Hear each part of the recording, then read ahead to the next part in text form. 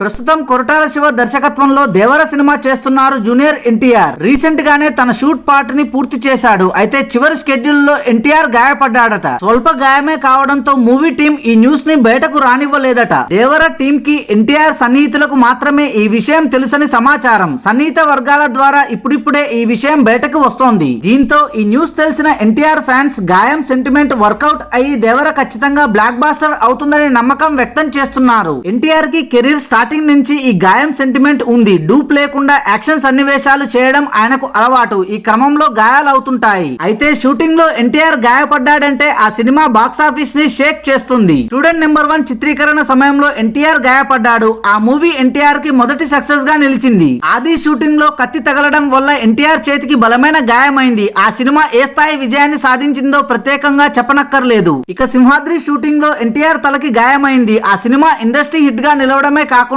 ఆయనను top star ని చేసింది. యమదొంగ చిత్రీకరణలో ఎన్టీఆర్ గాయపడ్డాడు. ఆ సినిమా ఆయనను ఫ్లాప్ల నుంచి బయటపడేసి మళ్ళీ హిట్ ట్రాక్ ఎక్కించింది. అదుర్స్ టైంలో టీడీపీ ప్రచారానికి వెళ్లి కారు ప్రమాదంలో ఎన్టీఆర్ తీవ్రంగా గాయపడ్డాడు. ఆ సినిమా సూపర్ హిట్ అయింది. బృందావనం క్లైమాక్స్ చిత్రీకరణలో ఎన్టీఆర్ గాయపడ్డాడు. ఆ సినిమా కమర్షియల్ గా మంచి విజయం సాధించింది. ఇక గత చిత్రం RRR షూటింగ్ టైంలో స్వల్పంగా గాయపడగా ఆ సినిమా ఎన్టీఆర్ కి గ్లోబల్ ఇమేజ్ తెచ్చిపెట్టింది. ఇలా ఎన్టీఆర్ షూటింగ్ టైంలో గాయపడిన ప్రతిసారి ఆయనకి ఆయన ఫ్యాన్స్ కి సినిమా రిజల్ట్ ఆనందాన్ని ఇచ్చింది. ఇప్పుడు దేవర విషయంలో కూడా అదే సెంటిమెంట్ రిపీట్ అవుతుందేమో చూడాలి. Thanks for watching this video. For more interesting videos please do subscribe.